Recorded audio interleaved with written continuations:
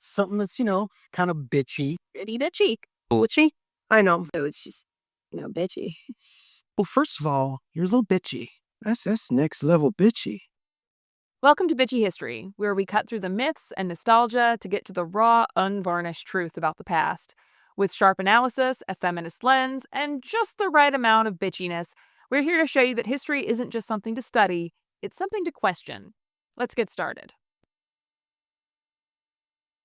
And welcome back. This episode is a day late, if you're keeping count. For those of you that read my Substack, you'll know that I am back in school for a second master's in gender studies, and there's quite a lot of reading for that, which I fell behind on last week. That took priority over recording, and I know you all understand that. Also, I have a meeting to discuss a PhD application later this week, so that's exciting. Now on to today's episode, Exporting the Binary, How Colonialism Made Man and Woman the Only Options. Imagine this. You're a European missionary in the days of the Age of Discovery. You've brought your Bible and the smug conviction that you know best. You look around at a world full of gender systems that don't make sense to you. Women who own property, men who wear skirts, people who are neither or both, and you think, well, that won't do. That moment right there is when gender as we know it became a colonial export. Empires didn't just claim land and labor, they colonized identity itself. The British, Spanish, French, and Portuguese empires remade entire societies in their own image, which meant enforcing their favorite myth, that humanity comes in only two flavors, man and woman, and that one of them should always be in charge. When we talk about colonization, we usually picture ships, guns, flags, but just as important were the softer weapons, schools, censuses, marriage laws, and the missionary classroom, all enforcing a binary that had never existed in most of the world before Europeans arrived.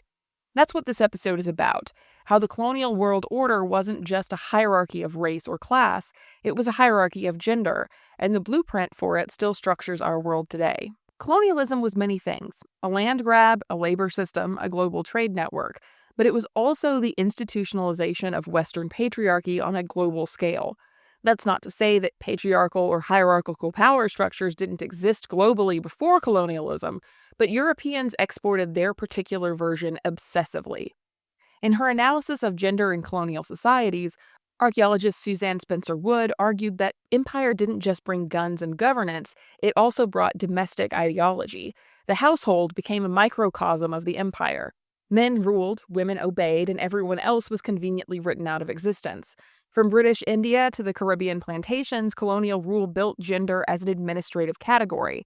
Women's labor was reclassified as help, men were recast as head of household, and the ideal home, orderly, paternalistic, and Christian, became the moral justification for empire. Missionaries and colonial officials described this as civilizing indigenous societies. In practice, it meant criminalizing matrilineal inheritance, dismantling women's market networks, and outlawing third gender and non-binary identities. Gender was standardized to fit Western European expectations, one that defined the masculine European subject as the only full person and everyone else as a derivative.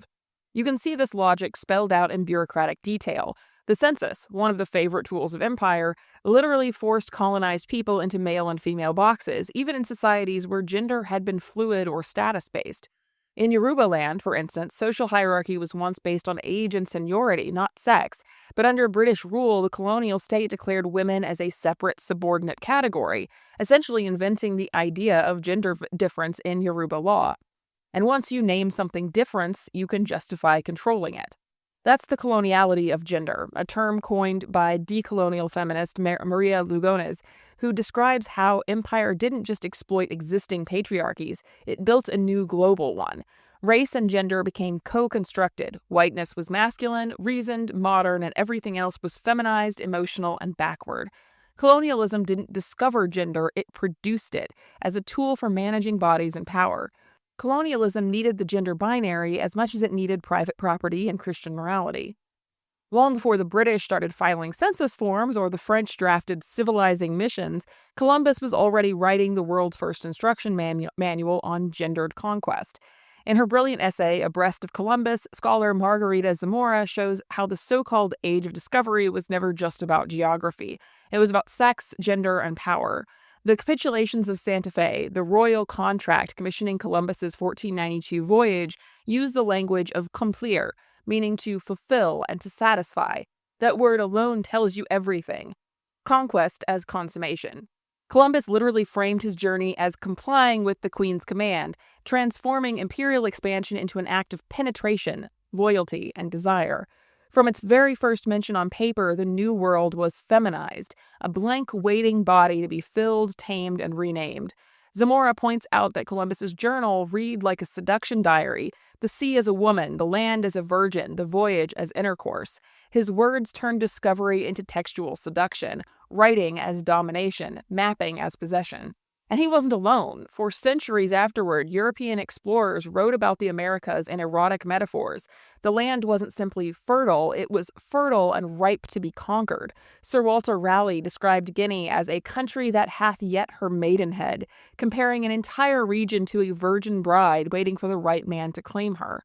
Every map, every letter, every report returned to the same metaphor: the New World as a woman, untouched, pure, and available, if only the right European could make her yield.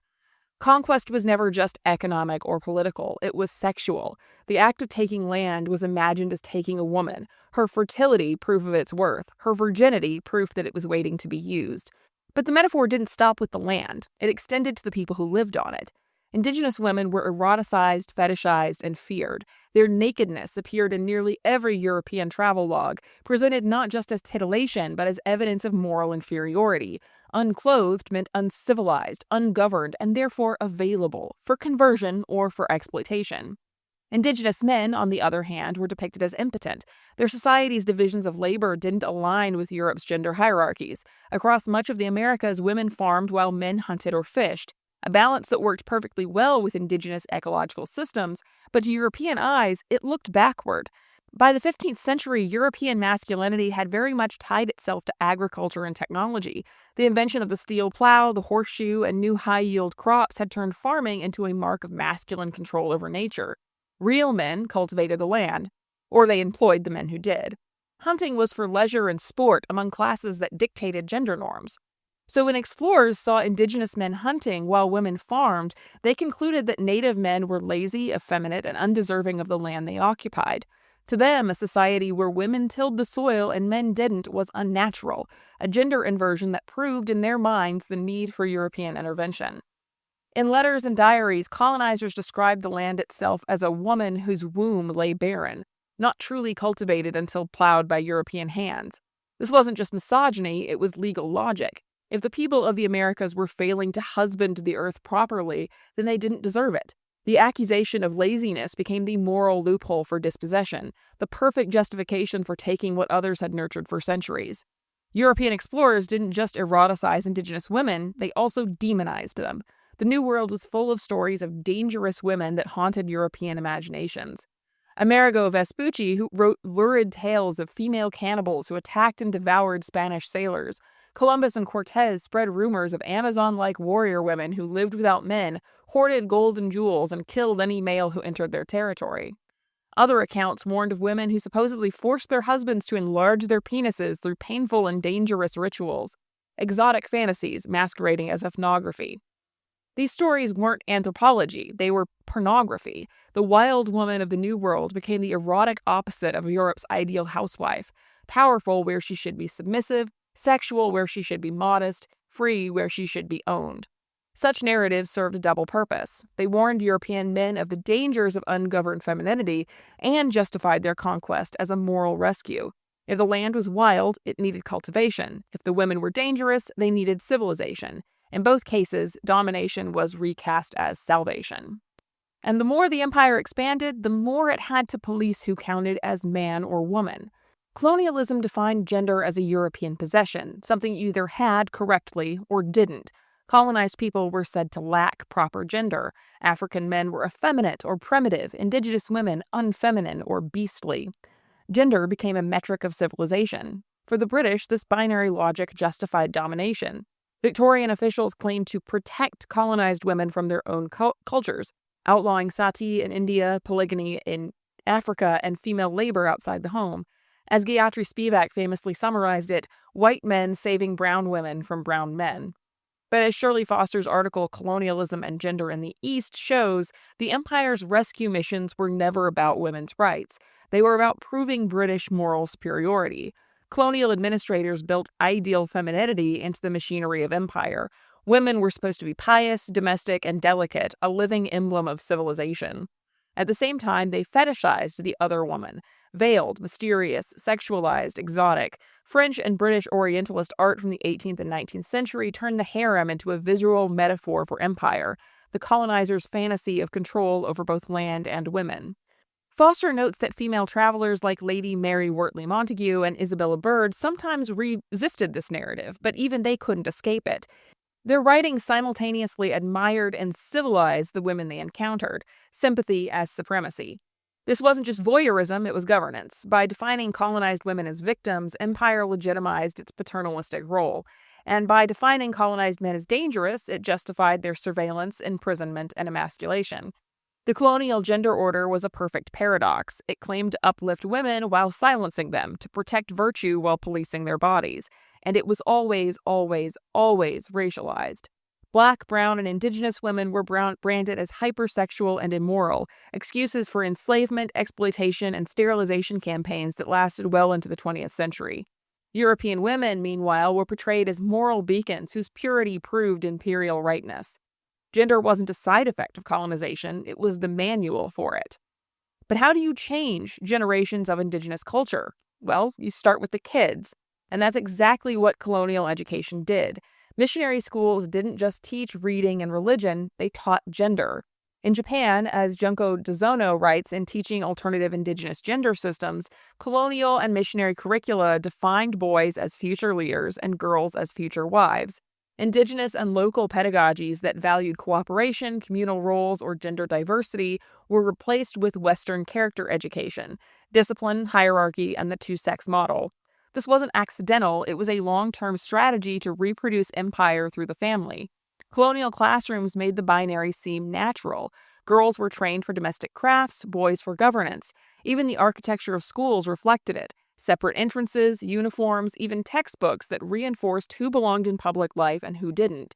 Dozono argues that one of the most radical things educators can do today is to teach the uncolonized past, to remind students that gender diversity existed long before Western science discovered it. The two-spirit identities of indigenous North Americans, the Hijra of South Asia, the Muxé of the Waka, the Mahu of the Hawaii, all of which I've probably horribly mispronounced, all predate European contact. They were erased by colonialism, not invented by woke blue-hair liberals. And the erasure wasn't just ideological, it was violent. The British Criminal Tribes Act of 1871 labeled Hijras as habitual sodomites and banned their ceremonies. In North America, Christian boarding schools cut two-spirit children's hair, burned their clothes, and beat them for cross-dressing. This was more than assimilation, it was gender genocide. And Europe had been perfecting it on their own people for years, so they were pretty damn good at it. Long before European ships left port, the continent had already declared war on women's bodies through the witch hunts.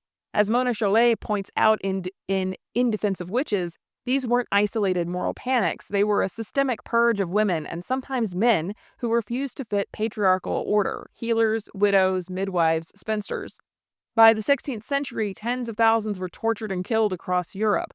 Ronald Hutton notes that the witch became a prototype of fear itself, the embodiment of what happened when women acted without male permission. The witch trials coincided with what historians call the dawn of modernity, not the Middle Ages.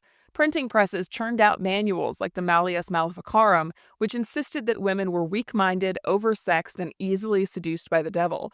Basically an early version of "she was asking for it." This violence wasn't medieval superstition, it was bureaucracy. Civil courts, not the Inquisition, carried out executions. Witch hunting was modernization in motion, paperwork, procedure, and patriarchy working hand in hand. And as Chalet reminds us, the mindset didn't vanish, it just evolved. Today, we still put women on trial for aging, for being single, for not having kids, for having too many kids, for saying no, and for not saying no loud enough. When European empires expanded, they took that fear of unruly women with them. Colonized societies were civilized by stamping out whatever resembled witchcraft, midwifery, or female spiritual authority. Traditional healers and shamans were demonized, their knowledge recast as superstition. Colonialism didn't just create racial hierarchies, it built global misogyny.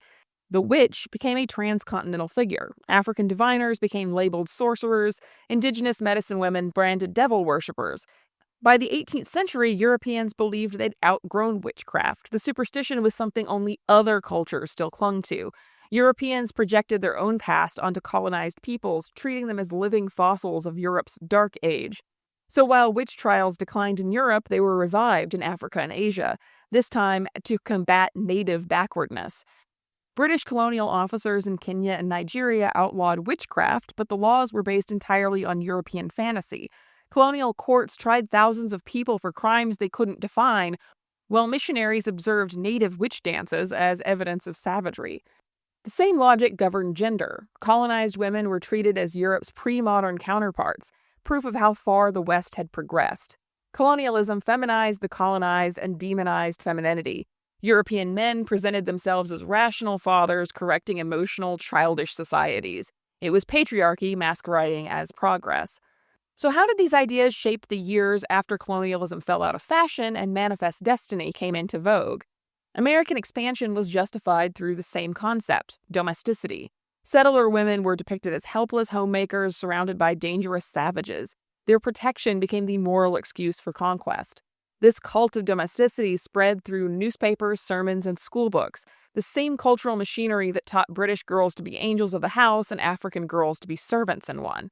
Spencer Wood calls this the architectural arm of patriarchy, kitchens, parlors, and schoolrooms as ideological backgrounds. Colonial architecture literally encoded hierarchy, the master's quarters elevated, the servant's hut sunk, and women's spaces completely enclosed. When we talk about gender today, who gets paid, who gets heard, who has to get home before dark, we're still working through those blueprints. The colonial gender order didn't die with independence, it went corporate. Post-colonial nations inherited colonial laws that policed sexuality and family life. Britain's Section 377 criminalized unnatural acts in India, Singapore, and Nigeria, and it wasn't repealed in India until 2018. Anti-cross-dressing laws from the Victorian era survive across the Caribbean and Pacific today. Meanwhile, Western feminism often repeats imperial habits, saving Muslim women through military intervention, exporting empowerment while ignoring local women's opinions and cultures. Spivak's warning, white men saving brown women from brown men, still describes half of foreign policy today. Maria Lugonis's idea of the colonial and modern gender system explains why these patterns persist. Empire hardwired the world to think of gender, race, and civilization as one thing, binary, hierarchical, and profitable. Undoing that requires what Lugonis calls decolonial love, relationships based on mutual recognition rather than domination. Across the world, that work is beginning to happen. Hijra activists in South Asia demand legal recognition. Two-spirit collectives reclaim sacred space in the Americas. Afro-Brazilian priestesses lead feminist movements rooted in ancestral beliefs. So what did the empire really leave behind? Not just borders or railways, but the operating system of identity itself. Colonialism, as I said, didn't invent patriarchy, it just industrialized it. It took thousands of ways of being human and fed them in through the same factory line, flattening them into two stamped molds marked man and woman, branded by race, religion, and reproductive duty. But here's the good news. Those molds are cracking. Not because the West suddenly got enlightened, but because the people it tried to erase refused to stay invisible. Thank you so much for tuning in to the first 3 episodes of the first arc of Bitchy History's new season on the history of women. This arc in particular is titled Inventing Womanhood, and it's all about how societies built, defined, and weaponized the very idea of woman, from theology to science to empire. We'll be finishing up this arc with an episode that takes us back to one of the most cataclysmic turning points in Western history, the Black Death. It's the mid-1300s, and half of Europe has died, and suddenly there's a labor shortage so bad that the patriarchy has to improvise. With men dead or gone, women step in, running shops, managing farms, brewing beer, healing the sick, and even taking over trades that had always been men's work. For a brief, strange moment, the apocalypse opened doors that centuries of custom had nailed shut. But, as always, equality was treated like a temporary fix, not a long-term upgrade. In The Great Reset, Women After the Black Death, we'll explore how crisis created space for women, and how that space was swiftly taken away once the emergency was over. Because if history has taught us anything, it's that women's advances are too often treated as accidents of necessity, not rights of humanity. That's it for this episode of Bitchy History. If you enjoyed the show, don't keep it to yourself. Subscribe, review, and share it with someone who loves history as much as we do. Until next time, stay curious and keep questioning the world around you. History. What a bitch, right?